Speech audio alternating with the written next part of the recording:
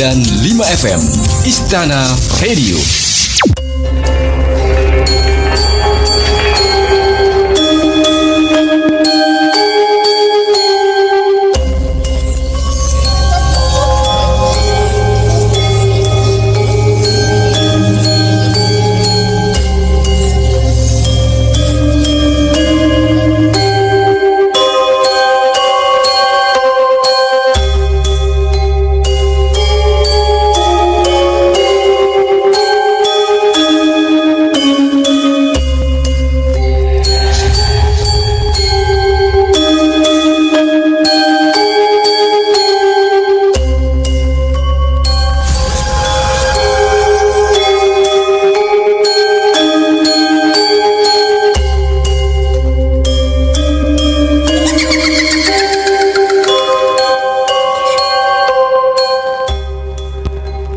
Selamat malam sugeng dalu kagem para kadang salam rahayu. Kita pinanggihan malih lumebet wonten ing siaran INK Istana Ngudi Kaweruh. Isinipun nglesik babagan sejarah, mitos, legenda lan cerita-cerita rakyat asal usulipun desa-desa.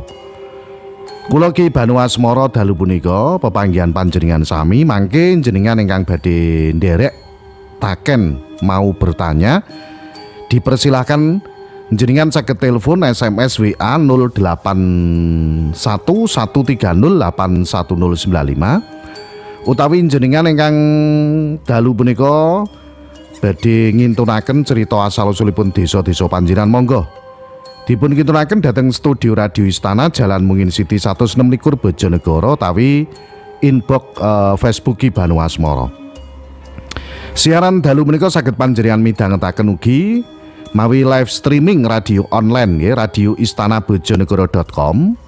Saged ugi jenengan mirsani wonten live TikTok nggih. TikTokipun akun Ki Banu Asmara. Ingkang mirsani TikTok mun kesupen tap-tap layar di-follow ingkang dereng follow. Ugi saged jenengan mirsani live YouTube Radio Istana nggih. YouTube-ipun Radio Istana. Ampun kesupen ingkang dereng subscribe monggo subscribe nggih. Ingkang dereng like monggo like nggih. Dalu punika kula Ki Banu Asmara mboten piyambakan mangke badhe rerembakan ngenani babakan menapa kemawon. Sampun rawuh wonten studio.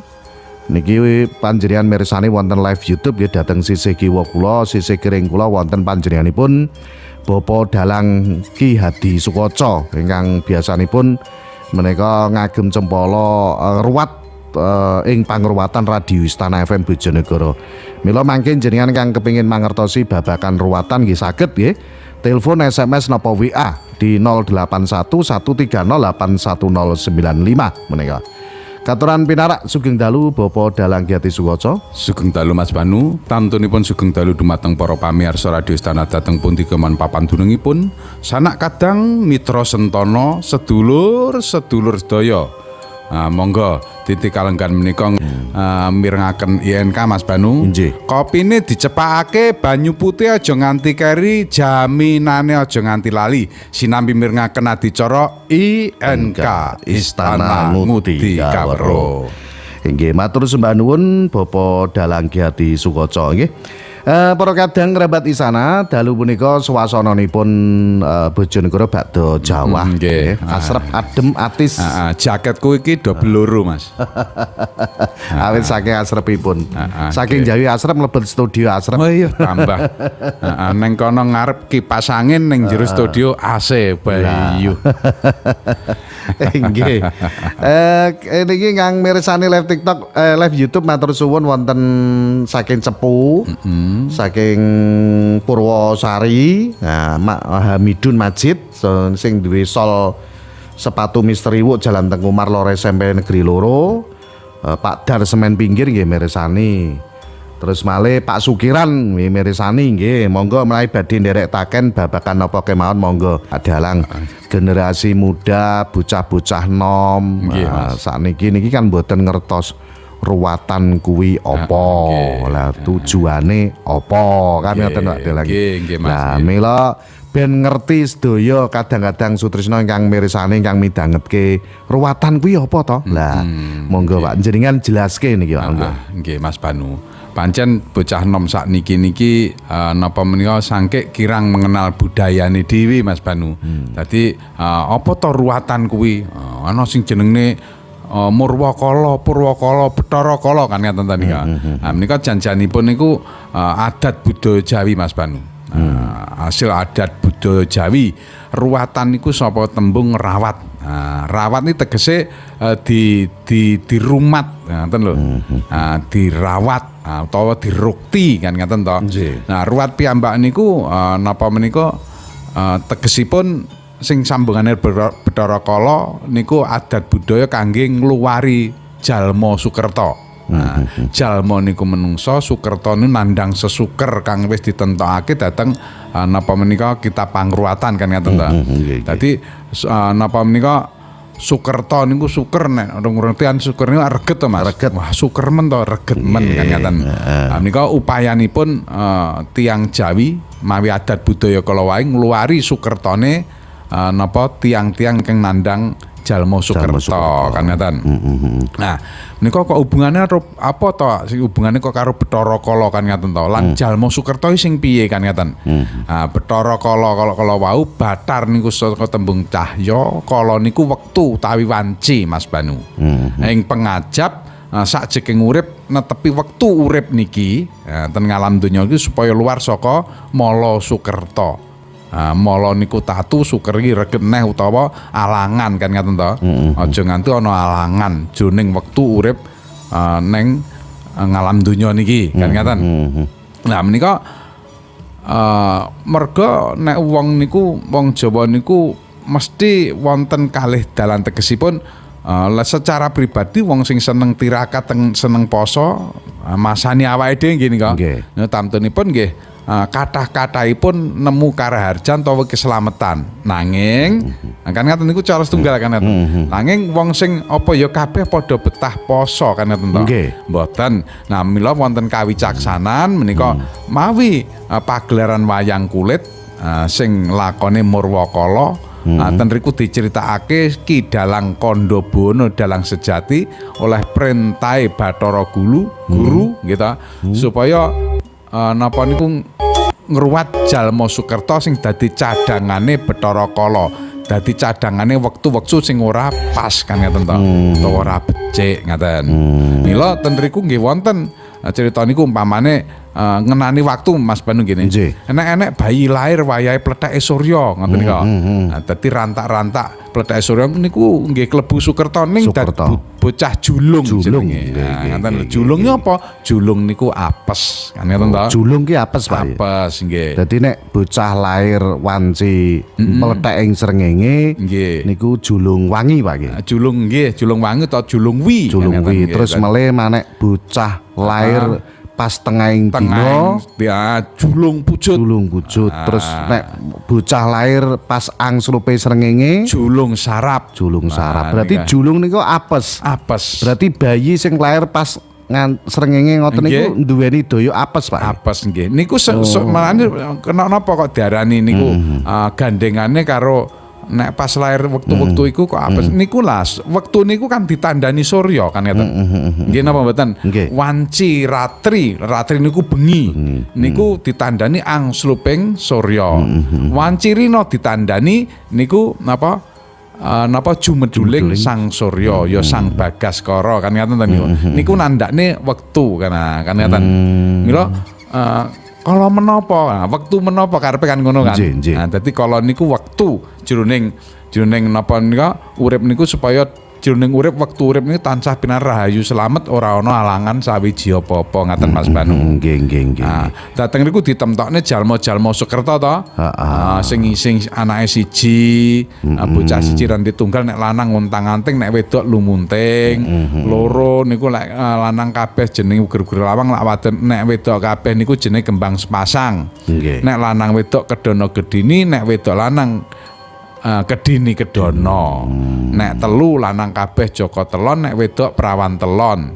Joko Telon niku aliase cukir dulit Mas Banu. Nek Prawan Telon ni napa menika wong wadon sing telu.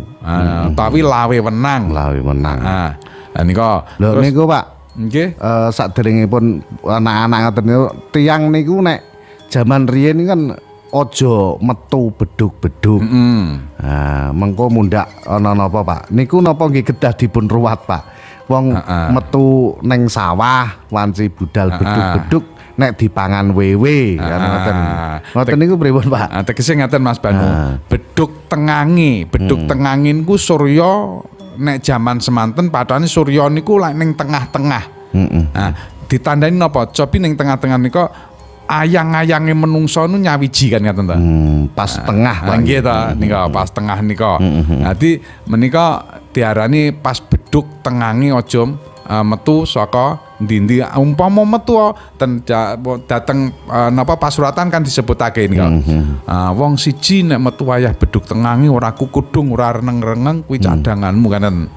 Mulane wong biyen niku napa nek wong lanang ya nggih topi utawi udeng ngoten nika Mas. Oh, nek apa umpami medal piyambak ngoten nggih. Nek wong loro nggih enten niku jenenge napa menika jisim lumampah. Jisim lumampah. Nah, nggih to.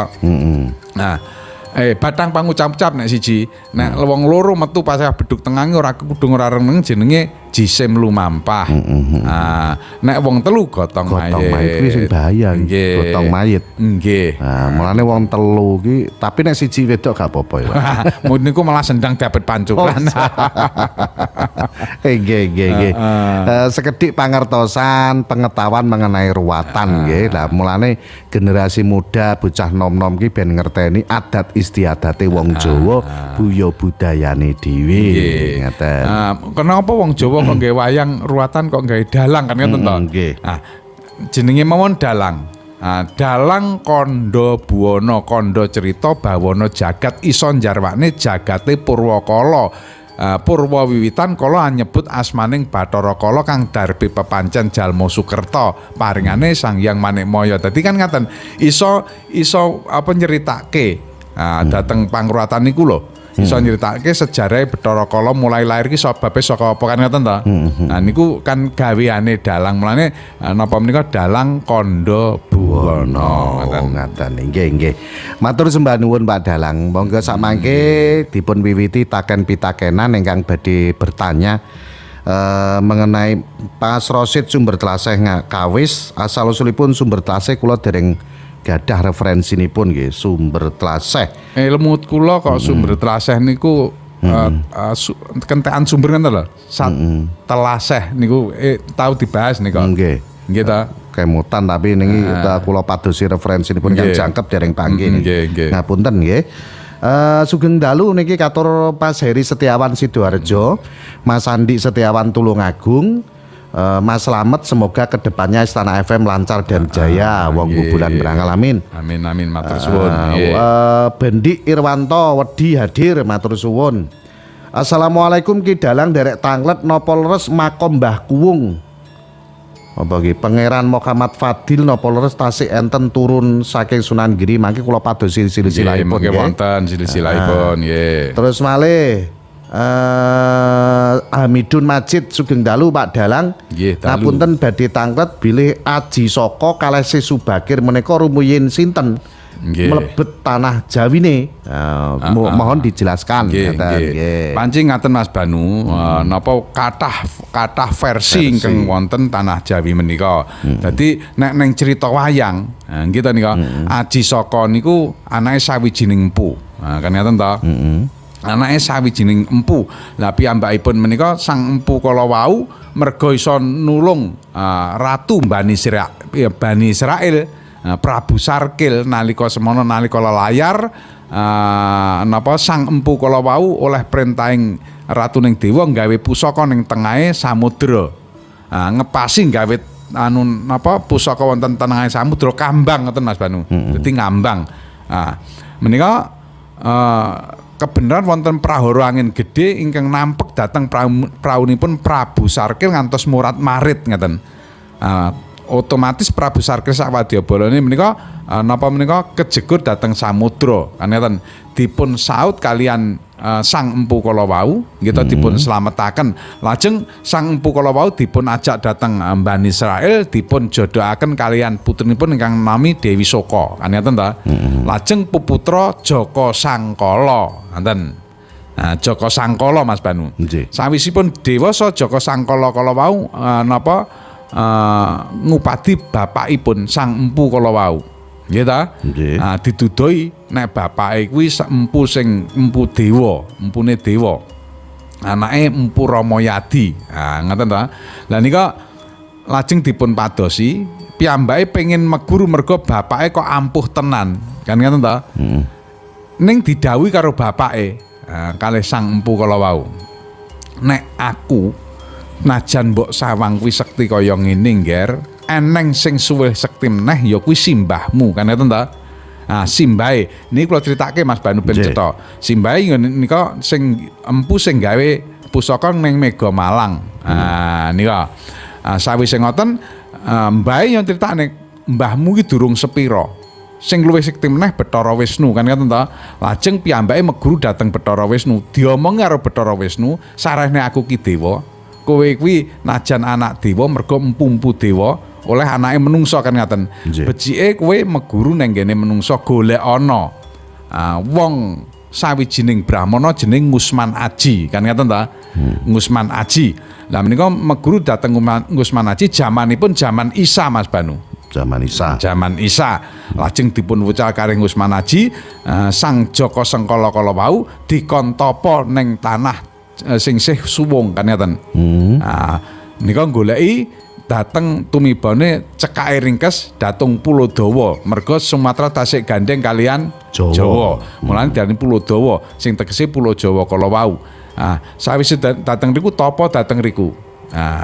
Ratu Prabu Ratu Galbah, Bagindo Galbah. Ngeten nggih, sing tanah ngerum niku cerita nggih. Pengen ngisi tanah Jawa karo menungso ning mboten kiyat. Lajeng Ngusman Aji kala wau ken numbali. Ken numbali. Sasamun dateng Pulau Jawa kaget Ngusman Aji. Kok enek cahya mantrem bareng diprepeki pranyata menika Jaka Sangkala kala wau, ngeten lho. Tibake murite dhewe. Dipun ajak kalian Ngusman Aji ngewangi numbali tanah Jawa, ngaten. Tegese Aji Saka numbali kalian Ngusman Aji. Satemah tanah Jawa dadi aman gampangane, Ngusman Aji bali dateng ngerum ngajak Aji Saka kala wau. Aji Saka dipun perintah malih kalian Ratu Galbah kala wau ngiseni wong wonten Pulau Jawa kala wau. Nah, Syekh Subakir ceritane kan mboten ngoten versine. Ngoten lho Mas Banu. Ning enten sing ngarani Syekh Subakir ku ya Aji Saka. Wonten ing wasane ngoten. Nggih. Oh, nggih. Jamane beda kinten. Jamane beda. Tamtunipun napa nggih? Aji Saka niku sebenarnya dari mana, Pak? India napa wong Jawa asli Tulen ngoten nggih? Nah, Aji Saka kula critakaken kala wau. Piyambakipun anak turune dewa, ya ta. Empu kadewatan, kan ngoten nggih. Bapake, lah ibuke niku dateng anu lho, sawijining versi pedalangan lho nggih nika. Ibuke menika anake Prabu Sarkil Ratu Bani Israil, ngoten lho. Ngoten. Dadi turun dewa. Ngoten nggih. Pancen wonten ingkang mastani bilih Syekh Subakir kuwi ya Aji Saka wonten mastane. Beberapa versi pancen mekaten Pak nggih. Matur sembah nuwun menika wonten pitakenan Pak niki saking sinten? Anak kula nggih pas bareng grahana Pak. Niku diruwat napa mboten? Nggih biasane ngaten Mas Banu. Nek bareng grahana Surya apa grahana rembulan nika biasane dipun ruwat ngaten Mas Banu ngaten nggih. Grahana saka tembung gerah kahanane. Pas jagat niku diarani gerah kahanane, kan ngaten to. Nggih, wonten ingkang telepon nika kita tampi Sugeng Dalu. Halo, Sugeng Dalu Mas Banu Pak Dalang. Nggih, Mas Santo nggih. Nggih, monggo Mas. Pak Dalang Mas Banu. Kalau pengen mangertosi niku le Pak Dalang. Sastra Cindra Hayuningrat Pangruwatinggi sing di napa niku ujane Resi Wisrawa Dewi Sukeksi niku padahal niku artose menapa mau kula pengen ngertos garis besare mawon nggih mekaten ngono Mas Banu kalih matur nggih. Assalamualaikum. Waalaikumsalam warahmatullahi nggih Mas Santo matur suwun nggih. Napa menika pancen kondang akhir-akhir niki Sastra Jindra Ayuningrat Mas Bandung nggih. Viral. Viral. Nang ngarani Sastra Jindra ini pangruwating diyu wonten sing ngarani nek jamane wong tua kula nika Sastra Jindra Ayuningrat pangruwating barang sakalir kan ngaten ta. Sastra niku tulis Jindra niku ratu. Hayun saka tembung rah kalih hayu tegese seger. Kan ngaten nggih. Ningrat ning niku wening rat niku jagat kan ngaten nggih. Jadi sastra ini tulis sing ratu. Nah, enten sing mastani tulisan Jawa niku nggih wonten kan ngaten to. Sing jelas Sastra Jendra Ayuningrat kala wau menika kena diarani tulis tanpa papan, papan tanpa tulis kan ngaten to. Ragane menungso niku menungso jane lek raga to nggih niki. Nah, niki lek ngarani raga. Jane kan mboten wonten menungso niku niki garis besar mawon Mas nggih. Nah, dadi ragane menungso jane kalak tulisan to Mas niku. Tulisan, contoh mawon nggih niki. Contoh sawijining contoh. Dadi irung. Nah, enten to irung? Irung nggih. Nah, irung kuwi apa to? Niku saka tembung iki lho rungokno. Apa sing dirungokne mlebu metune napas kan ngaten ta? Nah niku salah satu contoh. Nah, mergo niku kena apa diwulangke ngoten? Mergo napas niku paling penting dateng gesang nika tanpa eneng napas niki ora eneng urip. Tegese ya wis ra ono apa-apa. Menungso nggih mboten wonten. Contone Sektiya nggraji angin, Sugiya duwe gunung emas pangkat derajate umpamane dhuwure kaya ngapa nggih to nika nek kelangan napas ya goblok ndadak Mas Banu nggih ta nggih niki lho tegese napa menika iki lho rungokno karepe irung niku iki lho rungokno napasmu kuwi lho golekana kan ngoten lho niku salah sadine contoh tulis sing tanpa papan, papan tanpa tulis niku digathukne kalian napa niku sing jenenge semesta alam niki. Gitu. Niki papan tanpa tulis semesta alam tulis sing tanpa papan. Nek niku kudu gathuk, kudu jumbo supaya bisa manunggaling jagat cilik karo jagat gedhe. Nah, kan ngoten lho. Nah, contohnya napa? Napas nek mlebu ning jero, nggih ta niku mesti metu ning jaba. Nek neng jero dadi wadah dateng raga niki naki nek ten jaba balik nunggal kalian semesta alam mlebu metu. Nah, sing nyambungke antaraning napa menika semesta alam niki jagat gedhe niki kalih jagat cilik kan ngaten. Contone salah siji ngoten nika. Nah, ngaten. Pripun Mas Santo. Aja dhuwur-dhuwur to takonane iki. Sing ngrungokno kadang ora dunung ngono ya. Tapi ben tambah dunung ngoten. Nggih. Wonten pitakenan saking Mas Aziz wonten babat menika. Pak Dalang napa niki? Nggih. Senen Pon karo Kemis Pahing niku sae napa mboten terus malih bakda mulut niku wonten pundi papane Etan Kidul apa wonten kulon ngoten nggih. Badhe tanglet nikahan bakda mulut nggih. Pak Dalang Kemis Pahing karo Senen Pon iki sae mboten niki kangge apa? Lek kangge nikah sae mawon Mas Banu. Nikah mesine. Kemis Pahing niku 17, Senen Pon niku 11 temoe 28 tasih wonten setunggal kareng golek dina sing pas. Nek tekok naga taun Jatingarep umpamane nggih ngitunge sura sapar mulut niku ning Etan. Nek kawinan aja ngetan. Mulut ten Wetan, bakda mulut Jumadi Lawar Jumadi Lagir ten Kidul, Recep Ruwah Poso ten Kulon, Sawal Besar Suro Selo Besar Sawal Selo Besar ten Lor ngoten. Dadi niku pitakone. Pun jelas Mas Aziz nggih wonten babat Mas Aziz. Kula medal sekedap wonten tamu. Kula pinarake. Nggih. Nggih. Ngoten Mas Aziz wonten babat matur suwun arep nikah apa piye iki ya. Matur suwun. Malih niki katuran pinarak Pak saking Mojarata Sepat Ndayungan. Terus malih saking Ngadip Sugiwaras nggih matur suwun. Ada pertanyaan lagi. Pak Dalang Hadi Sukoco, anak kula menika 7 cacahe. Sing wingking piyambak kakung, sing bajeng piyambak estri, sing tengah menika kakung sedaya lho. Berarti kan sing arep dhewe wedok ngono ae lho ya. Berarti 6 lanang, wedok siji sing ngarep ngoten nggih. Niku Diruwat napa mboten Pak? Ngoten. Niku ngaten Mas Banu. Nggih. Pancen jarang-jarang sing ngerti kan ngaten. Dadi niku nek umpamane nggih anake 7, lek 5 wates 5 kalek anak sisipan siji lanang 4 wedok iki kan Pandhawa ngedangke.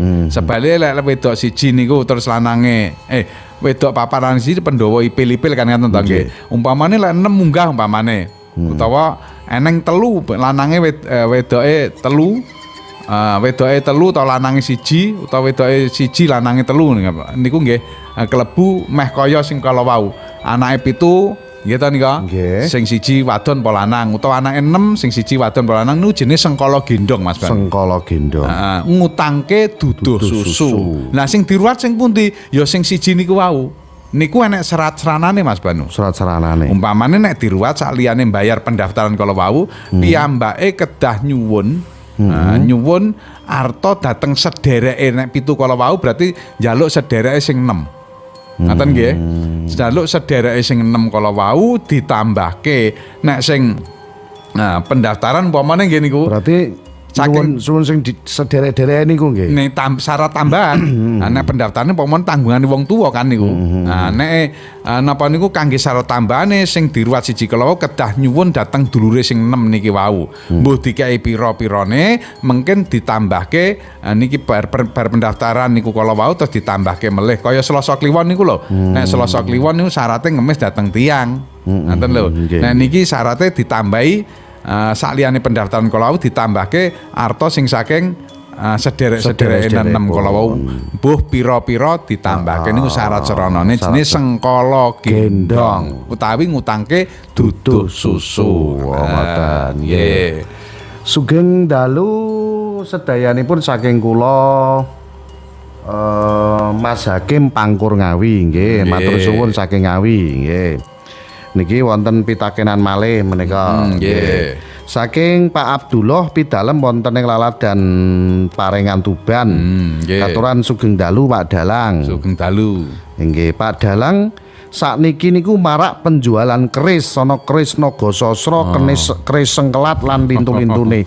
Kuwi janjane asli apa namung nami mawon, Pak? Ngoten. Nggih Mas Banu. Pancen kan ngeten nggih. Umpamana sedaya kala wau sejatine nek sing digawe asli niku muni asli niku nggih sing digawe sepisanan niku ora asli. Tegese empu siji ngripta sing jenenge Nagasasra kan ngoten to. Lajeng malih umpamane wonten sawijining empu ta napa ngripta malih namine Nagasasra tegese duplikate sing gaene empus tunggal kala wau ngeten lho Mas. Najan to kabeh ki ampuh gitu niku ning sing asli pertama dene asli pertama niku nggih sing gaene empu kala wau sing pertama kala wau. Lah kabeh nggih asli, wong sing digawe kok ora asli ki piye kan ngeten to. Ning sing asli niku wau sing digawe sang empu sing nomor 1 kala wau. Ngeten Mas Banu. Sugeng dalu anak kula kalih tirone sami niku pripun? Napa kedah dipun ruwat, Pak? Nek tiron nika mboten kedah dipun ruwat nek tirone padha ngaten lho. Mboten Mas Banu nika. Mboten nggih. Nggih. Sugeng dalu saking Bayu Sukosewu. Sarujuk menawi sedaya wadak menungsa niku tulisan. Nek kapitayan Jawi nggih seratan Nana Caraka niku wonten teng wadake manungsa. Ki saking Bayu Sukosewu matur sembah nuwun ngoten. Saking Kedung Pring Lamongan Mas Karit Muhammad sugeng dalu matur sembah nuwun. Terus malih menika wonten pitakenan nggih saking panjenenganipun Pak Ridwan pidalem wonten Padangan ngoten. Katuran sugeng dalu Pak Dalang. Nggih. Teng Padangan menika kathah petilasan utawi kathah naminipun benda-benda cagar budaya ngoten. Napa riyin menika Padangan salah satu kerajaan Pak Dalang ngoten. Nek situs Padangan niku mboten dereng ditemokake sing namine kerajaan Mas Banu gini dereng wonten ditemokne Padangan ning saka tembung Padangan kala wau kan hubungannya kalih Mbah Menak Anggrung kan ngaten to. Nalika semanten ngintir napa niku mawi Krenjang Matara pas dugi ngriku wancinipun Padang mongko arepe tumuju dhateng pundi menika Ngampel nggih. Ngriku Padang niku tembung niku kala wau dijenengne Padang merga pas wayah Padanging Surya kala wau ranta-ranta enjing dijenengne desa utawa laladan Padangan kan ngaten. Nggih. Terus pancen nek riyen niku Padangan niku kabupaten nggih. Kabupaten nggih. Ning nek kerajaan mboten. Kabupaten. Nek kabupaten nggih. Monggo ingkang badhe nderek telepon, SMS napa WA menika nomoripun 081 130 81095. Saged mirsani lewat YouTube taken saged, lewat TikTok nggih saged ngoten. Sugeng dalu Ki Banu Pak Dalang Hadi Sukoco. Menika saking Mas Santok Sembung. Parengan Tuban. Oh, salam sejarah nggih. Nggih. Badhe tanglet Selasa Paing. Kali Jumat Legi pripun Pak?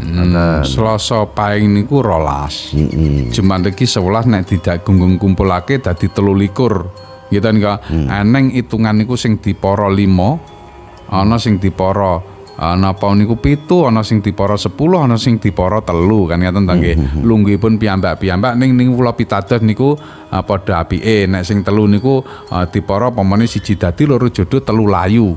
Mila nek 3 layu mesti rampas ra nek sisane. Nah nek dibagi 3 sisa 1 berarti 1 dadi. Nek turah 2 jenenge jodoh kan ngaten to Mas. Ning nek dipara 3 ora turah berarti niku layu. Nah niku nek 23 dipara 3 isih sisa 2 kan nggih tasih apik jenenge jodoh kan tiba jodoh kantun goleke dina sing pas aja nganti nerak napa niku was utawa nas napa kemawon kan ngaten. Naas napa kemawon ngaten. Layu aja dibacutke. Nggih, wong jenenge layu ngoten.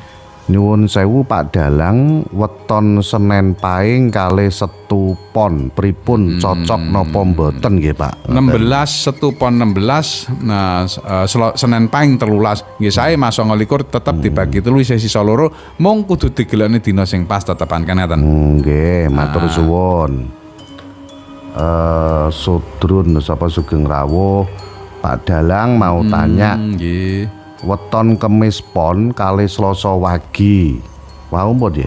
Ya dereng Selasa Pon kali Kemis Kemis Pon kali Selasa Wage. Kemis Pon 15 Selasa Wage 7 15 karo 7 22 kan. Nah isih sisa 1 ya sik kena. Nah ten tegesipun kena niku kabeh niku kena ning kudu digoleki dina sing pas ngoten lho Mas. Ngoten. Saking Mas sinten iki menawi Selasa Pon kali Selasa Legi Pak. Selasa Pon niku 10, Selasa Legi niku 8, 18 niku juga 3 rampas Mas Banu. Entek niku ya kudune digoleki sing pas tenan ngoten Mas Banu. Jenenge rampas niku piye ta? Rampas rapik. Kalau yen aku ngono lho ya. Kowe iki kok iso wae. Butuh. Iya nggih. Dadi ala wenen aku iki Mas ya. Kaya gethuk wae. Nek takon iki jenenge sapa main di lho, po enak nek aku maca. Nyuwun sewu Pak Dalang. Nggih. Apa ki? Lelaku Astrobrata. Niku napa artine, Pak? Ngoten. Astrobrata niku pancene umpamane sawijining menungsa utawa pemimpin, utamane pemimpin ning janjane kudune menungsa kudu ngerti Astrobrata Mas Banu. Pripun? Kala wau janjane mulane wong nek ngerti sastra jendra kala wau. Jagat cilik niku menungsa tulisan gitu niku. Nah, menungsa piyambak niku sumbere nggih saking semesta to. Nah, mulane kudu gathuk antane jagat cilik karo jagat gedhe. Nek wis ngerti jagat cilik karo jagat gedhe sing digoleki wis ketemu paribasane ngeten. Nah, mila sing darani napa kala wau? Astrobrata. Astrobrata niku lak nggih wonten jagat gedhe niki najan ten jagat cilik enten contone lintang, rembulan, surya, mendung utawi himanda nggih to nika. Bumi, geni, banyu, angin kan ngaten to nggih. Niki nek dicupliki sak kabeh papan niku digathukne ya ning ragane menungsa.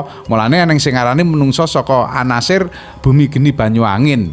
Surya Candra Kartika Swasana kan ngaten to. Nek dipérang malih enten sing ngarani niki enten sing ngarani lho nggih. Ngaten. Dadi bumi geni banyu angin ya dadi raga iki Surya Candra Kartika Swasana dadi aluse menungso kan ngaten. Bolak-balik inggih saking jagat cilik karo jagat gedhe niki kala wau. Ngaten. Mila sumbere menungso saking semesta niki. Semesta. Mongko nek disawang semesta niki isen-isene kan kathah. Lah sing diarani semesta niku napa angkasa umpamane. Angkasa sinten sing iso ngarani warnane angkasa. Sing iso ngukur dhuwure angkasa, sing iso ngukur jembare angkasa. Mbok menungso ditumplak-blak alate modern sak moderne sapa sing iso nembusne ndi angkasa kuwi kan ngaten. Laras. Nggih ta? Lah nek diarani rembulan lintang sak piturute klebu bumi niku lak isen-isene menungso kan ngaten.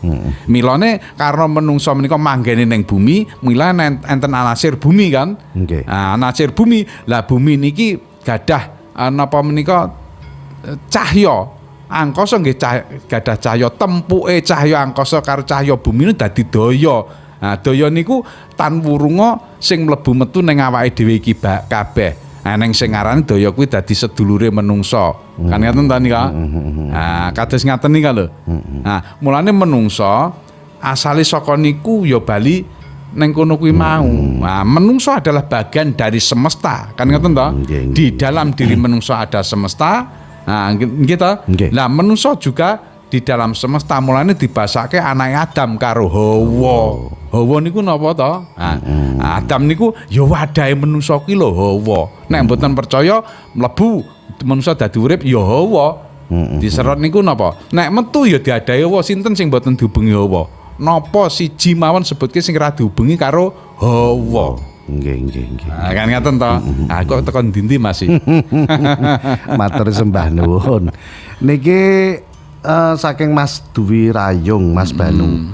Sing diarani ketemu rampas kuwi pripun to, Pak? Nah nggih dibagi telu telas, contone 18 kala wau. 18, neptune 18. Neptu dadi pamane lanang kala wau umpamane napa kala wau Selasa Legi. Selasa niku telu, Legi 5, 8. Lah Selasa terus umpamane oleh Selasa pon nggih ta nika.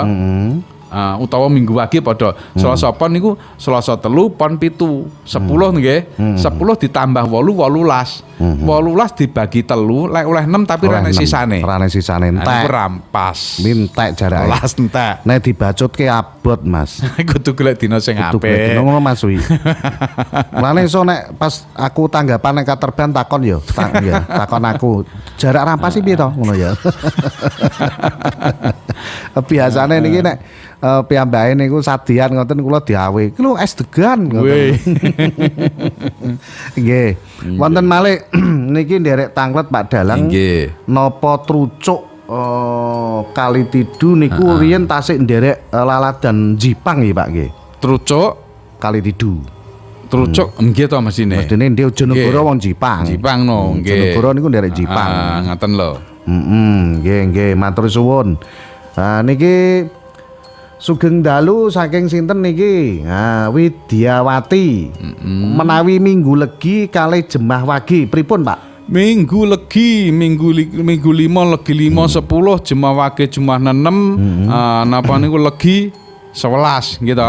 Selikur 10 karo 11 selikur to nggih. Niku juga telu-telu sisa mboten. Oleh pitu kan entek.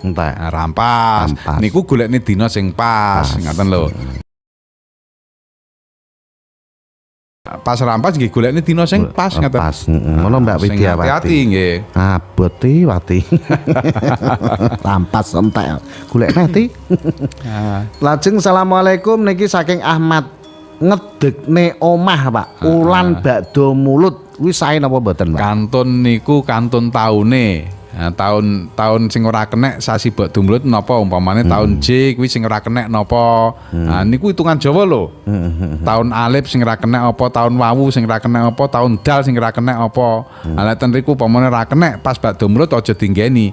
Biasane wonten sangkalane umpamane nek pas iki mengko bad digawe wonge lara balung. Nggih saestu nate ngalami Mas Banu niku kula tiyang niku wonten ngaten dipun penging aja sasi iki aja tahun iki sasi iki aja gawe omah. Engko ndak lara balung. Nggih saestu bakdo omah dadi tiange kaya wong lumpuh ngoten. Nah, ngoten nika. Nggih. Niku pancen enten ngoten niku. Niku contoh lho umpama ngoten. Iqbal Rofi Koiruna, Selasa Pon kalih Setu Pon, Pak. Nah, Selasa Pon 10, Setu Pon 16, 26 bagus Mas, 26. Sae. Nah, sisa loro. Badhe tanglet Pak Dalang saking Pak Sudarto. Napa leres ndamel griya sepindah dereng nate ndamel griya, Pak.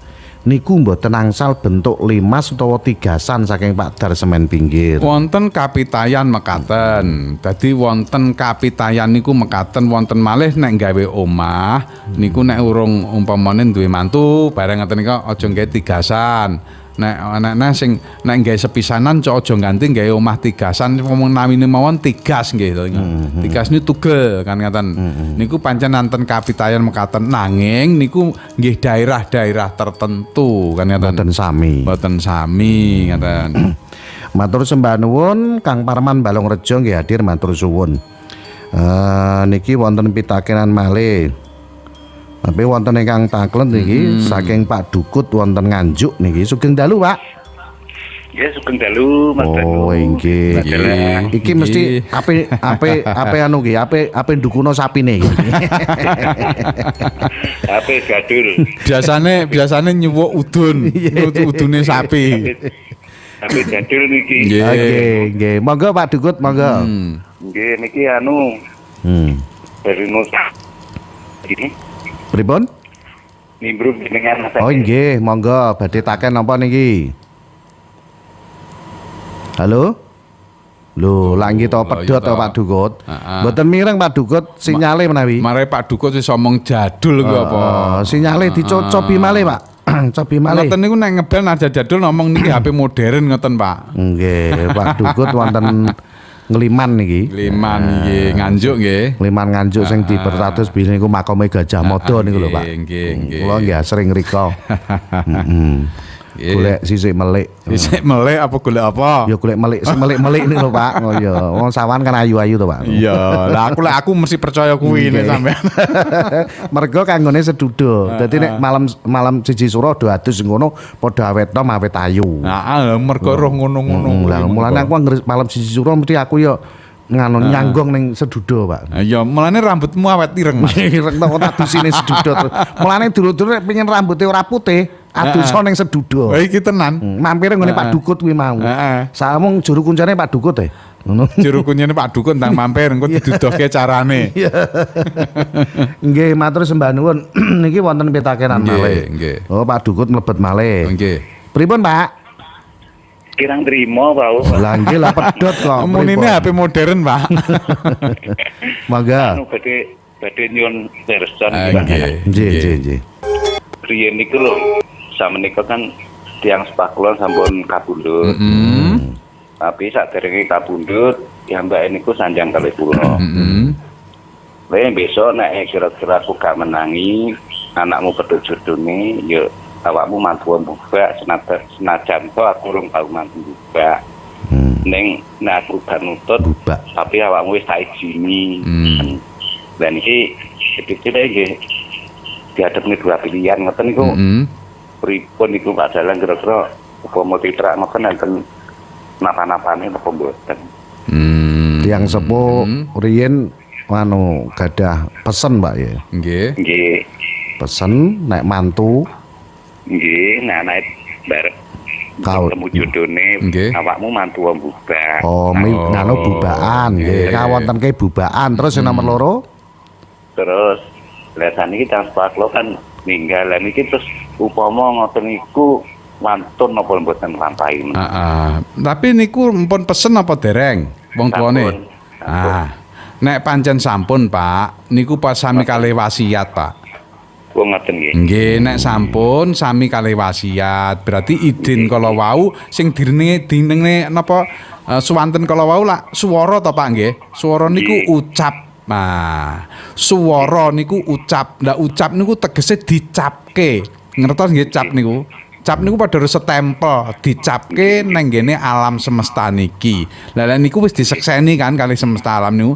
Nek pancen niku biasanipun nek pun diucapne kaya diwasiati wong tua kala wau nggih mboten napa-napa biasanipun. Oh, ngoten nggih. Nggih. Ngoten. Nggih matur nuwun. Nggih, matur suwun nggih. Nggih. Ngayi wajib mawon. Nggih. Semoga sehat. Amin, selalu. Amin. Nggih, matur Nggih. suwun. Assalamualaikum. Salam matur suwun Pak Dugut wonten ing Nganjuk. Oh, ngari bubak iya Pak ngono. Bubak, nggih, bubakan to. Nggih. Ning nek wis didini wong tuwa, mboten apa Mas niku. Sugeng dalu niki saking sinten niki nggih naminipun anak 3 estri sedaya nggih dipun ruwat. Nah niku jenenge prawan telon utawi lawe wenang nggih klebet Jalmo Sukerto ngoten Mas Banu niku. Becike dipun Ruwat. Nuwun sewu Pak Dalang dinten sing diwasani giying niku pripun saking Mbah Di Plesungan. nggih, wah pitakon bengi iki macem-macem campur baur. Sak nyandake Mas nggih. Nggih. Pancen awake dhewe nggih belajar kok nggih. Nggih. Heeh, sak nyandake giying wage karo paing enten sing ngarani ngoten. Ning nggih mboten wage karo paing ngoten. Jumlah wage oleh Selasa paing niku nggih mboten giying. Sing dirani giying kala wau napa menika wage kareh paing kala wau sing tegese niku dina paling cilik oleh dina paling gedhe. Napa dina paling cilik lan oleh dina paling gedhe kala wau sing dareng dina paling cilik niku Selasa wage, Selasa telu wage papat kecike isine 7 neptune niku paling cilik Mas Banu. Lah Setu paing niku sing gawe ying kala wau Setu paing. Setu niku 9, paing 9. Neptune 18 pun mboten wonten sing ngungkuli. Dadi 18 oleh 7. Ngaten lho. Sing gedhe paling gedhe neptu paling gedhe oleh paling cilik. Nggih niku sing diarani geyeng ya niku sing diarani jarak selawe tenan nggih niku Mas Banu. Dados geyeng mboten angger wage karo paing, jarak selawe niku mboten angger jumlahe selawe. Neptune ngaten lho. Nggih. Ngoten, Pak. Terus malih Pak Priyono Ngulanan, Pak. Nggih. Kok diarani Kedung Bajul Srungga niku asal usulipun pripun, Pak? Pancen Gedung Srungga niku nggen bajul Mas Banu. Malah diarani Gedung Srungga niku pancen nggen bajul ngaten. Jaman semanten diarani nggen bajul. Ngaten lho Gedung Srungga to? Nggih. Pancen nggene bajul. Nggih pancene. Napa niku ingkang riyin damel peperangan antarane sinten, Pak? Sunan-sunan niku mboten nggih? Sapa nika? Kula kok supe nganten. Nggih. Mboten Bancak Ngilo. Bancak Ngilo to nika. Nggih. Niku. Matur sembah nuwun niki wonten pitakenan malih. Sekedap kula waos. Nuwun sewu ki ketemu selawe kalih 25 niku benten nggih Pak Dalang ngaten. Nggih sing dimaksud selawe niku nggih 25 ning wong niku kan ngaten to Mas Banu. Darane mbok menawa iso disiasati. Selawe niku disiasati dadi 25 kan ngoten to. Nah, ning selawe piyambak kala dipun aturaken nek selawe sing tenan niku dina paling cilik oleh dina paling gedhe 18 karo 7. Selasa wage karo Setu paing diarani geyeng ya jarak selawe sing tenan kan ngoten to. Ngoten nggih. Pak Dalang anak lanang nek lanang 3 wedok 1. Apa ya kudu diruwat, Pak? Ngoten. Ngaten, pancene niku eneng sing ngarani ngutangke duduh susu mergo 1 kan. Wonten malih sing ngarani kebu ketali nggih enten. Niku wonten napa menika sing pitados niku diruwat najan to ning kene napa menika baku ning pangruwatan mboten wonten ning wonten kathah sing ngruwat ngaten nika. Ngaten Mas Banu. Nggih. Nyemanggaken monggo. Matur sembah nuwun Mbak Lina. Aku nikahanku 2016 sampean MC ini lho Ki Banu. Oh nggih, matur suwun. Tapi kan ra nanggap wayang aku. Iya, lah aku tapi ra dikek kucur. Matur sembah nuwun. Nuwun sewu Ki. Nggih. Oh nggih sampun waos kula waos kedap niki ingkang kathah ngentaken nggih. Siji mbaka siji mangke menawi sedaya saged dipun wangsuli. Jemah paing kali jemah kliwon, Pak. Jemah paing 15, jemah kliwon 14, 29 niku kenging mboten napa-napa. Antase sisa loro Mas Banu. Ning bola-bali aja mung umpama sisa loro niku aja bombong atine niku kudu digoleki dina sing pas. Sing rampas ya aja susah atine digoleki dina sing pas kan ngaten. Kok ngoten to Pak Dalang aku dhewe ya tiba rampas kok mbiyen tapi tak gawe digawekne dina sing pas ngono. Nggih. Wonten panjenenganipun Mas Akil Iza Maulana Banjarawa Bangiran Tuban derek ngudi kawruh nggih. Matur suwun. Kalkun. Pertanyaannya opo kalkun? Kalkun ki pitik lho Mas. Lah ya iki jenenge kalkun no. Lah takon apa ya ora enek itu takone. Kok cuma sugeng dalu ngono tok. Pak Suyitno, Pak Yit nggih, Pak Yit pangapunten namung pangrungu saking derajat nggih. Derajat nggih matur suwun. Badhe tanglet Pak nek Sabtu Wage kalih Rebu Paing niku sae napa mboten Pak? Sami Mas Banu niku jarake 29. Napa menika kalau wau Sabtu Wage 13, Rebu Paing 16 nggih iso loro tasian. Nggih, matur suwun ngoten. Monggo malih kang badhe nderekaken kadang-kadang kang badhe nderekaken menika saged dhateng 081 130 8109 gangsal. Pak Dalang Ilham saking Soko derek tanglet babakan Naga Dina. Tulisannya Naga Dini Pak ya. Naga Dini. Naga Dini berarti cilik berarti. Nggih ta. Kula tampar. Iya. Niku napa nek minggu legi Naga Dinane pripun Pak? Ngoten nggih. Nggih. Naga Dinane kan arah anu napa mlakune dina to Mas nggih to. Umpamane Jemuah. Enten sing Kemis Jumat niku mangkene ning Etan. Ngaten naga dina ning Etan Mas. Kemis, Jumat, Sabtu, Minggu ning kidul. Nggih to. Senin, Selasa ning kene kulon, Rebu ning lor niku enten sing ngaten. Benten malih sing diarani niku Pati dina karo Jaya dina. Ditempukne kabeh kala wau.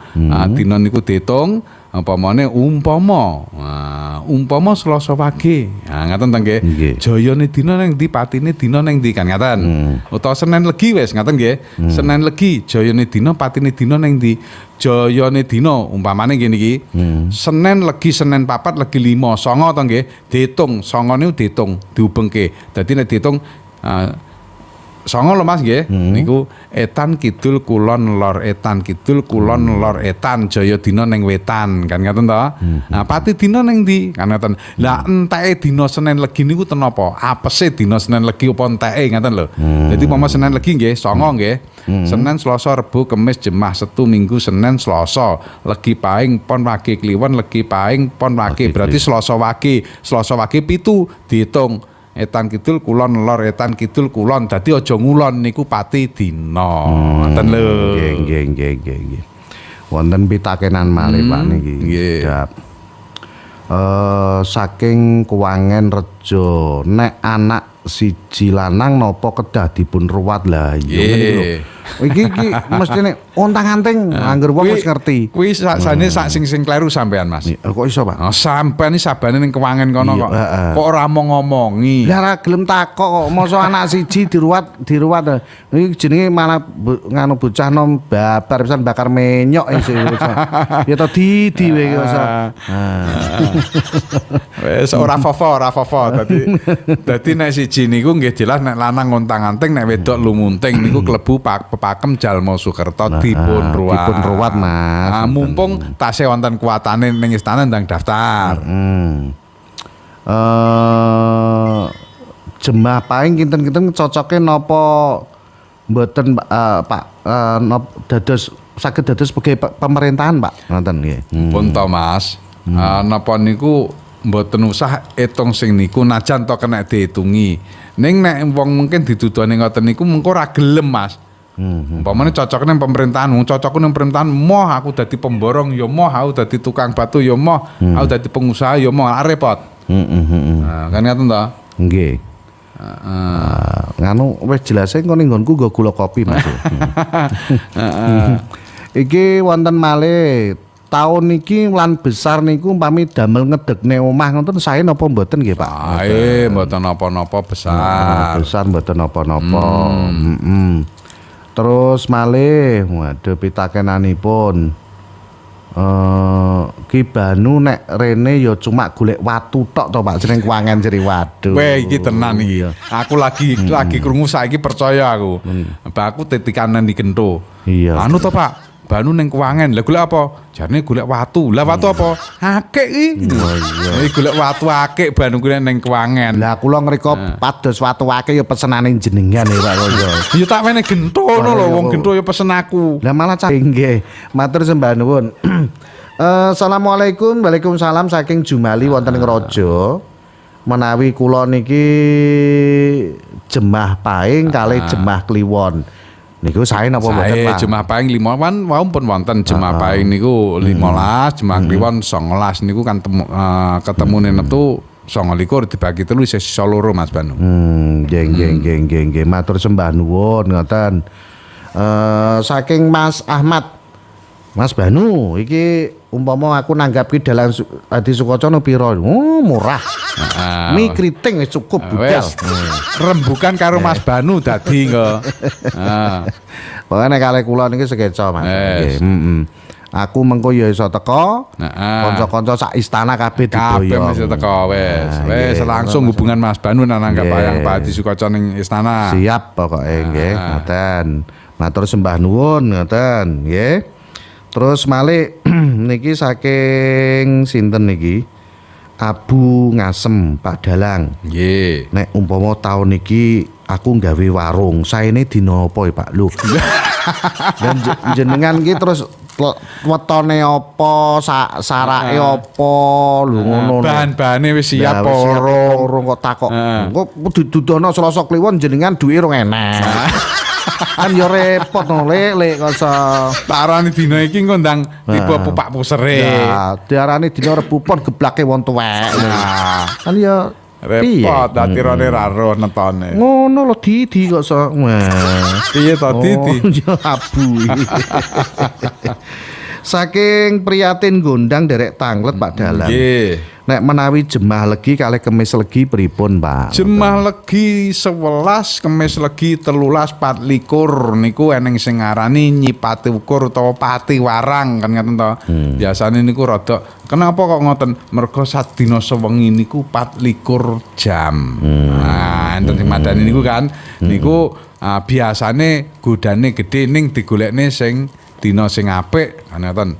Sing iso nek iso ketemu jarake iki iso loro. Dadi iso temu nek turah loro kecik napa lek digoreng dina sing iso kecike loro, sisa loro niku kan iso tiba temanten lanang temanten wedok sak waline. Dadi supaya godhone aja banget-banget nemen ngoten. Saking Pak Imam Supardi Kenep menawi Senin Pon Rebu Wage, Pak. Nah, Senin Pon 11 Rebu Wage 11 22 nggih kenging mawon kan ngoten. Iki matur suwun. Napa Senin Pon? Sekedap, Pak. Senin Pon Rebu Wage. Oh, Senin Pon kalau wau 11 nggih, terus Rebu Wage 11 nggih kenging. Nggih, matur sembah nuwun ngoten. Terus malih wonten pitakenan iki Pak Dalang nggih. Nggih. Nuwun sewu Pak Dalang, Mataram Islam kalih Mataram kuno niku bedane napa nggih Pak? Wah. Saking Pak Sayekti wonten ing Burna. Inggih beda sanget. Mataram kuno niku sakderenge taun 1000 gampangane ngoten lho. Nah, Mataram Islam niku sampun napa menika sekitar tahun 1500 pinten atau 600 pinten ngoten Mas Banu nggih. Mataram Islam sing sakniki pecah pirang-pirang dados Surakarta, Ngayogyakarta, Mangkunegara, Pakualaman kan niku. Nah, nek Mataram Hindu, Mataram kuno Mataram Hindu to Mas. Nggih.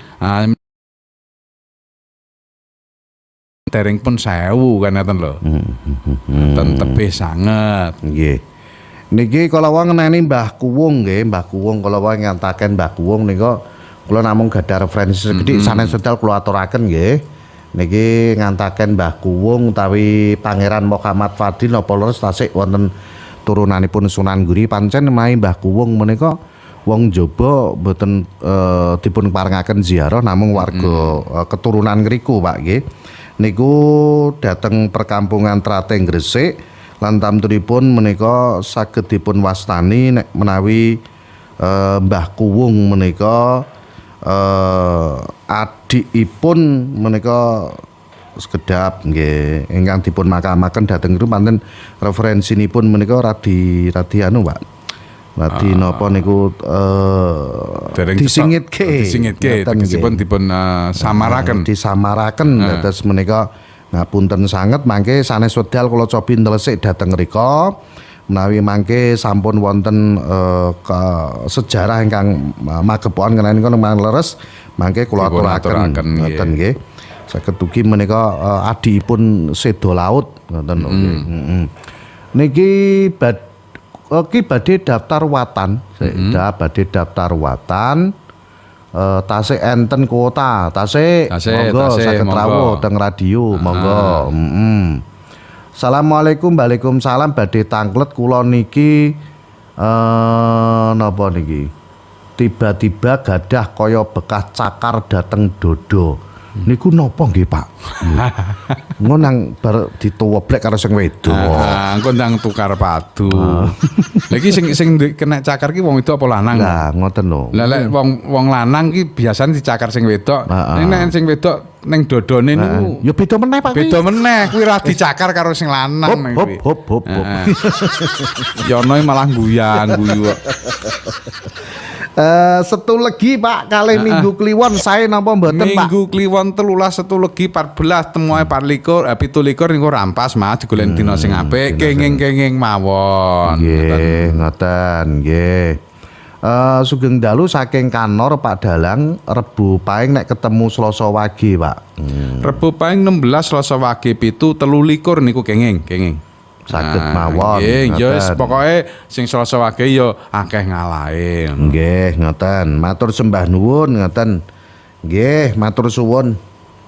Oh nggih, niki sugeng dalu Pak Dalang. Sugeng dalu nggih. Kula Mas Pur wonten ing Campurjo. Sing diarani omah sunduk sate niku des pundi Pak Dalang?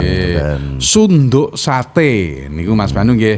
Umpamane sunduk sate ini wonten dalan gitu nika. Dalan umpamane protelon umpamane gitu. Upama dalan niku kolor ngidul parake niku notok enten dalan mboten wonten tembuse notoke dadi wonten dalan ngepang ngetan utawa ngulon kan ngaten ten nggih. Nah, totokan kala wau dalan kala wau totokan dalan kala wau niku dinggeni omah niku jenenge omah sunduk sate. Nah, ngoten. Ngoten lho. Nggih. Utawi nek ning Blitar jenenge Papak Sujen ngeten. Papak Sujen. Niku kirang prayogi Pak. Kirang prayogi biasanipun mboten kiyat Mas nggih niku. Nggih. Damel usaha mawon biasanipun ya angel ngoten. Tapi tetep wonten syarat-saranane pun. Tasik wonten syarat-sarananipun biasane ngoten. Nggih, ngoten matur sembah nuwun. Anak telu sing lanang kembar, Pak. Sing anak telu sing lanang kembar berarti kalih. Nggih. Sing wedok setunggal. Sing diruwat sing kembar Mas Banu. Dadi sing diruwat kembare kala wau. Nggih, sing diruwat sing kembar. Nek saking telune bukan mboten. Umpamane kok telu ki lanang kabeh ngruwate kembar kalian Joko Telon. Ngoten nggih. Nggih. Dadi sing diruwat niku sing kembar. Sing kembar. Ngoten. Mergo anak kembar kuwi kudu diruwat. Nggih, dados Pak Dalang aku duwe anak ki Jemah Legi. Kuwi watake kok keras Pak nggih. Aku ya duwe anak Jemah Legi. Ning watake ya ora pati keras ngoten. Karena napa niku sedaya kala lek ngaran wong biyen manukane ngoten. Lho kok manukane Pak? Ngaten darin manukane wektune lair. Oh, wektune lair niku nggih bentenake Pak. Nggih, ya keras ki mesti. Dadi nek pomo Jemah Legi nggih niku ya mesti enek kerase. Yakin niku enten kerase cuman gampangane saged dipun tata sanget ngoten lho, sanget saged dipun tata dan pomone den manukane wayahe Mas. Tegese wektu lair. Nggih. Contoh nggih bayi Jemah Legi laire pomone isuk karo sing awan panase surya niku panas sing pundi kan ngoten ta. Nah dadi watake nu hampir sami cuma enten bentene. Oh ngoten nggih. Nyawiji menika. Wah nggih. Katuran pinarak sugeng dalu Pak Dalang ngoten nggih. Tiyang Pak menawi nglampahi tawi tirakatan atau wirid ngoten niku kok sering berhalusinasi kaya-kaya ketemu sunan-sunan. Niku pripun nggih Pak? Ngoten. Lah marai sadurunge wis duwe pamrih. Oh. Sadurunge wis duwe pamrih Mas Banu. Dadi nek napa niku nek pas wirid apa semedi ta? Nggih, wirid napa tirakat semedi ngoten. Nek semedi niku janjane mboten ngoten. Mergo wong-wong niku nek apa-apa diperhatekake kan ngoten. Dadi wong semedi niku saka tembung semelehe memedi. Ngoten lho. semelehe memedi, ora memedi sing hantu niku mboten. Tegese sing medeni awake, sing ngeridu awake, sing dadi pepalange wong semedi niku kan lepas dadi tanpa pamrih, meneng niku lho. Nah, dadi wong meneng sing tegese namung ngepatne lebu wetune napas umpama katon apa-apa ya ora usah dinilai, ora usah kuwi mang terus di batang, ora usah kuwi apa ya ngoten kersane lumampah. Dadi niku tanpa halusinasi entene namung sadar ngoten lho. Kesadaran niku wau. Oh. Nah niku nek pun pamrih nggih beda malih Mas. Beda malih. Nah ngoten lho. Nggih niki saking Pak Suryo wonten Malu. Nggih kula niku sering tirakatan, sering wirid nek dalu kok kadang niku dipanggi tiang surbanan, kadang tiang beto teken, kadang nggih wonten napa niki tiang ingkang beto buah-buahan ngoten. Oh, berarti niku saking kepinginan, Pak. Saking kepinginan timbul. Ngoten dadi halusinasi. Ning nek sing tenan nek meneng mboten enten halusinasi. Mboten wonten. Halusinasi niku mboten enten nek sing tenan. Berarti nek sing ngoten niku berarti intine atine ya sek duwe kepinginan. Nggih, contoh Mas Banu nggih. Jarene semedi. Rak meneng to. Tentrem meneng. Anteng iso dadi suwung gampangane mergo gambaran suwung ini ora ning kakarepan napa-napa kan ngoten nggih. Dadi nek roh apa mawon piyambake mboten biji cukup diamati, disawang. Gegambarane nggih to. Angkasa kalian isine angkasa kala wau. Angkasa niku napa enten ceritane angkasa niku ngalih nggon. Mboten enten nggih. Sing ngolah ngalih niku mendung, mega, lintang ngalih. Kan ngoten to? Niku kan angkasa ngamati. Nek angkasa kala wau manut napa niku lintang ngalih, ya ora jenenge angkasa, mesti kleru cacakane ngoten lho. Wong semedi kados ngoten niku. Nggih, dadi mengamati, mung nyekseni lha niku lho. Berarti nek kathah halusinasi berarti duwe karep sing tantunipun kepinginan dados tumus niku wae. Tumus ngaten lho. Niku halusinasi kan ngaten to. Beda karo penciptaan ngaten lho. Nggih. Matur sembah nuwun wonten ingkang telepon niki. Sugeng dalu, halo. Sugeng dalu. Nggih, kalih sinten, Pak? Mbah Man. Nggih, wonten napa niki monggo? Nggih, monggo. Kula nderek tangket prapetoprak. Napa Mbah Man? Pak Gendroyono kalih Sudarsono niku sing direbut niku lho waune napa ngoten lho. Gendroyono Sudarsono. Oh, geger kalih napa ngoten to? Nggih, matur nuwun. Nggih. Wah, iki ketoprak Mas Banu. Gendroyono kalih Sudarsono. Gendroyono. Sudarsono saiki dadi waker. Nah iya kuwi lho. Gendroyono melu gendro lho. Sing asisten gendro. Rambute gondrong lho Mas. Gendroyono. Yono gak kae.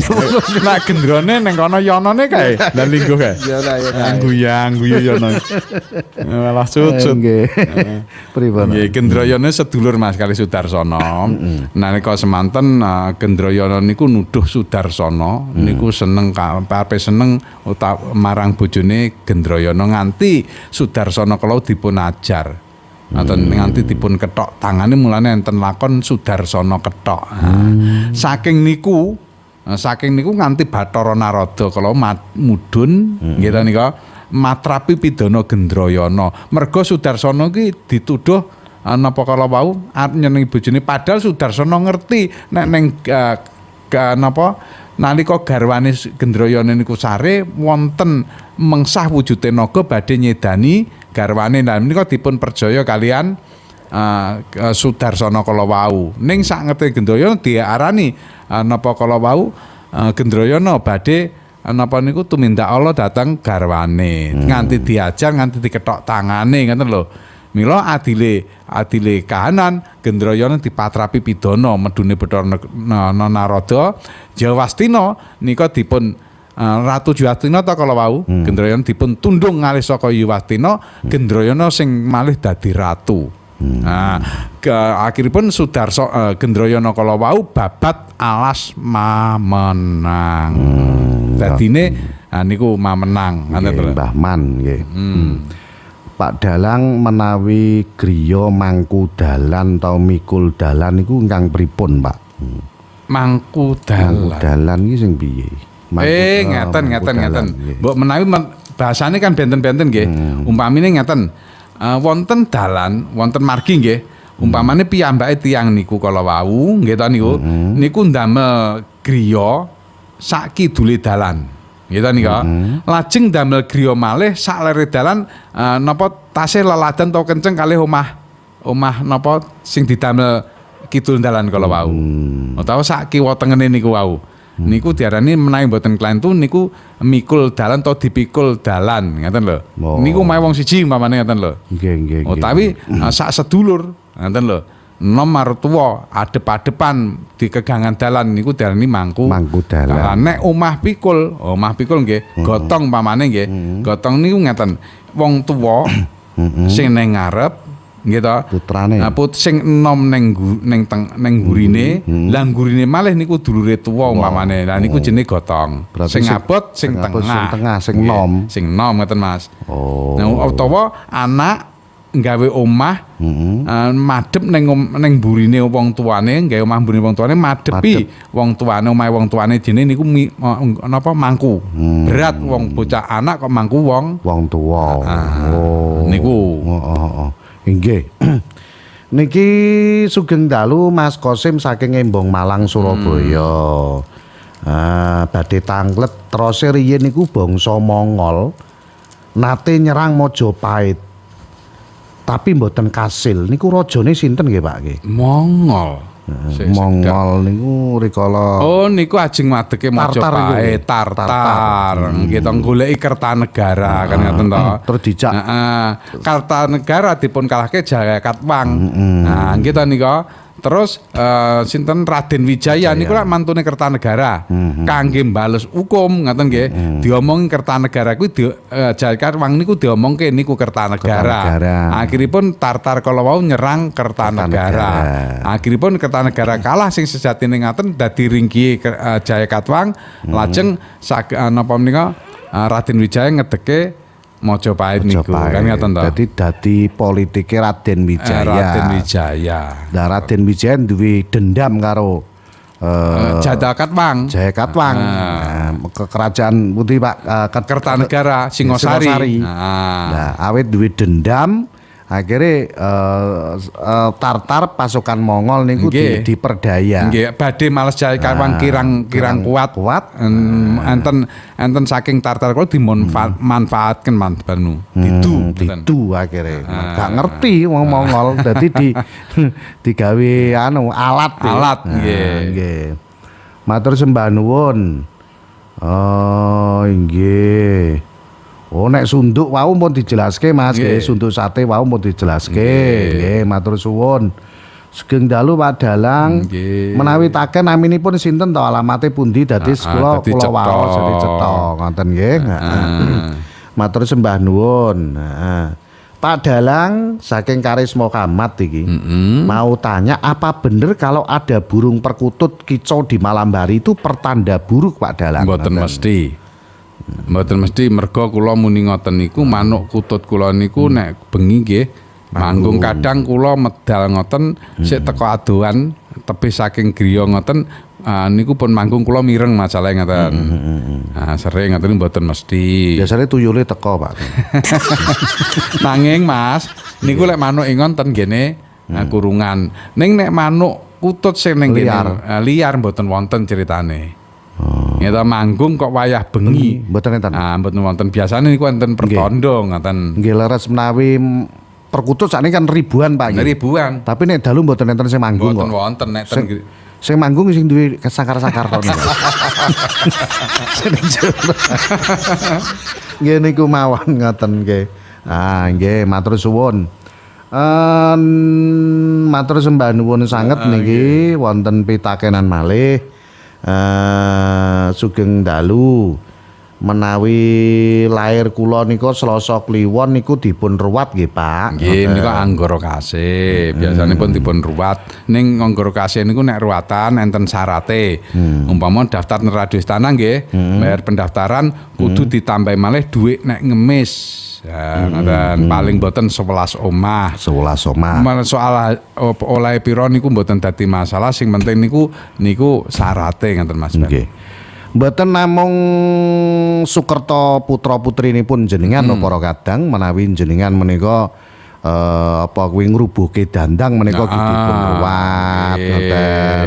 Terus anak lair bungkus, kalungan usus menika nggih dipun ruwat. Kathah sang duwe anak lair pas pletheke Surya utawa wayah beduk, tengangi ngoten niku wayah beduk niku lho Mas. Nggih wayah beduk.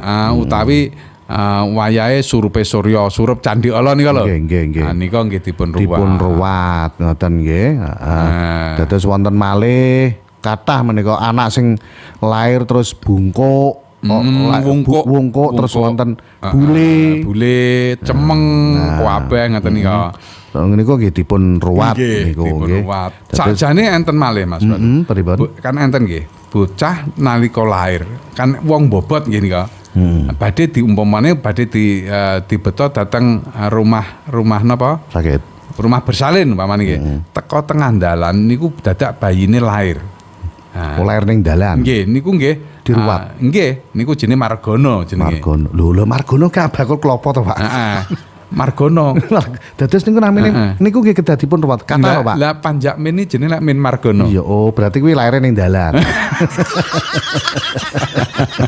Berarti nek umpami dilalah arep budal nang pasar, krasa arep nglairke ning dalan. Ten dalan, ten margi gampangane. Niku naminipun Sukertonipun Margono. Margono ngoten. Nggih niku nggih kedah dipun ruwat. Dipun ruwat nika. Jo layak kok winginane sing jenenge ngapa iku sapa Sairun.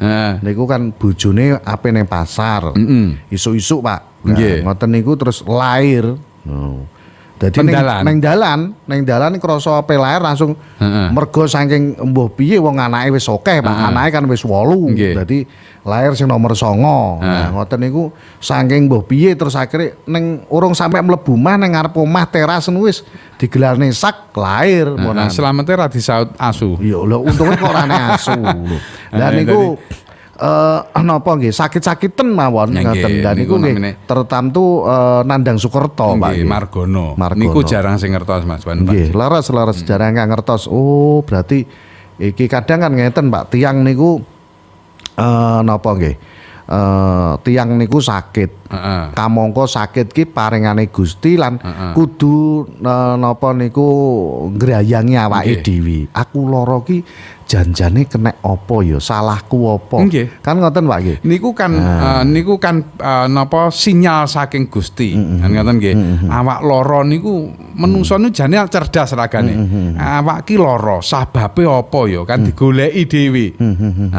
Mboten wonten ingkang tanpa sebab. Mulane sekae wong niku mbuh niku namung flu, mbah anu kabeh mesti tau ngrasake sing jenenge lara. Lah sing diumpamane lara sing gedhe gampangane ngoten lho. Niku kan kok ora waras-waras kan ngoten Pak. Biasanipun ngoten niku diutak-atik tibake wonten ingkang Nandang Sukerto. Kan ngoten niku. Putrinipun Cobi jenengan galih ingkang sakit nika kata-kataipun wonten ingkang Nandang Sukerto, Pak. Nggih, pancing nggih. Kata-kataipun ingkang gerah duangu kok mboten saras-saras. Ngoten niku biasane Nandang Sukerto atau ribet sesuker sing durung diresiki. Nggih, biasanipun ngoten. Tapi mangke nek pun diresiki insyaallah mendo.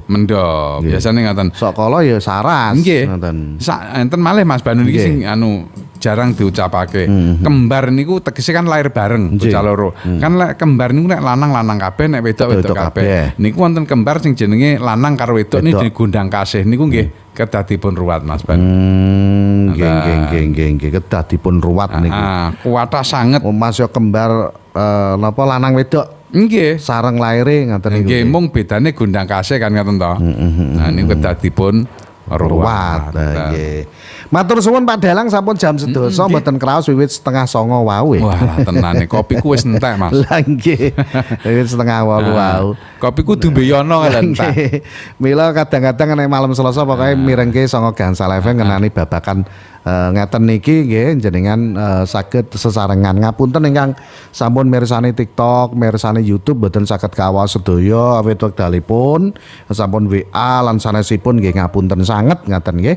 Saking Pak Dalang Hadi Sukoco pepanggihan wonten kalenggahan dalu punika menawi wonten ingkang badhe katuraken dumateng sanak kadang kasumanggake Pak. Inggih Mas Banu, sedaya pamirsa Radio Istana dhateng pundi kemenapapan dunungipun sanak kadang mitra sentono sedulur-sedulur sedaya wekdal ingkang misahaken kula saha panjenengan wonten adicara INK dalu menika pramila menawi wonten kirang langkung tumpang suhipun anggen kula matur nyuwun gunge samudra pangaksama.